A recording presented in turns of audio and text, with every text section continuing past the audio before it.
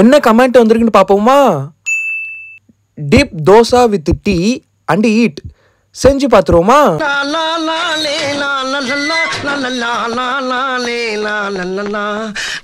தோசையை பிச்சு டீயில் டிப் பண்ணி ஃபஸ்ட்டு வாய் சாப்பிட்டேங்க. நல்லா ஸ்வீட்டாக இருந்துச்சு. எனக்கு சிரிப்பு வந்துருச்சுங்க.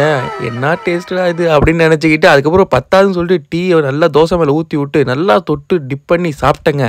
அப்போயும் நல்லா தாங்க எனக்கு லைட்டாக இருந்துச்சு. வேணா நீங்கள் ட்ரை பண்ணி பாருங்கள். எனக்கு தெரியாதுங்க, விபரீத முடிவு நீங்கள் எடுத்து பாருங்கள். வீடியோ பிடிச்சா லைக் ஷேர் சப்ஸ்கிரைப் பண்ணுங்கள். அடுத்த சேனலை கமெண்ட்டில் போடுங்க. அம்மாவின் சமையலில் இன்றைக்கி நம்ம ருசியான வஞ்சர மீன் ஃப்ரை எப்படி பண்ணுறதாங்க பார்க்க போகிறோம். ஃபிஷ்ஷை ஃபஸ்ட்டு நல்லா நீட்டாக க்ளீனாக கழுவி வச்சுருங்க. அதுக்கப்புறம் ஒரு தட்டையை எடுத்துகிட்டு செட்டிநாடு சிக்கன் 65 மசாலா, சோம்புத்தூள், ஜீரகத்தூள், மிளகாத்தூள், ஆச்சி குழம்பு மிளகாய்த்தூள், அப்புறம் பாபா மசாலா, அதுக்கப்புறம் உப்பு, அதுக்கப்புறம் தண்ணியை ஊற்றி அதுக்கப்புறம் கொஞ்சம் மைதா, அப்புறம் கார்ன்ஃப்ளவர் மாவு இதெல்லாம் போட்டு நல்லா மிக்ஸ் பண்ணி அதுக்கப்புறம் நம்ம கழுவி வச்சுருக்க வஞ்சர மீனில் அப்படி இப்படின்னு தொட்டு பிரட்டி ஒரு பொரிக்க சட்டியோ இல்லாட்டி தோசைக்கல்ல எண்ணெயை ஊற்றி அதில் அந்த மீனெல்லாம் போட்டு மேலே அந்த ஆனியன் அப்படியே தூவி விட்டு அப்படியே அது வேக அப்படியே திருப்பி போட்டு கரெக்டாக வெந்ததுக்கப்புறம் அப்படியே புட்டு எடுத்து சாப்பிட்றப்ப செம்மையாக இருக்குங்க. நீங்கள் ஸ்லோவாக ட்ரை பண்ணி பாருங்கள். வீடியோ பிடிச்சா லைக் ஷேர், நம்ம சேனலை சப்ஸ்கிரைப் பண்ணுங்கள். பாய்.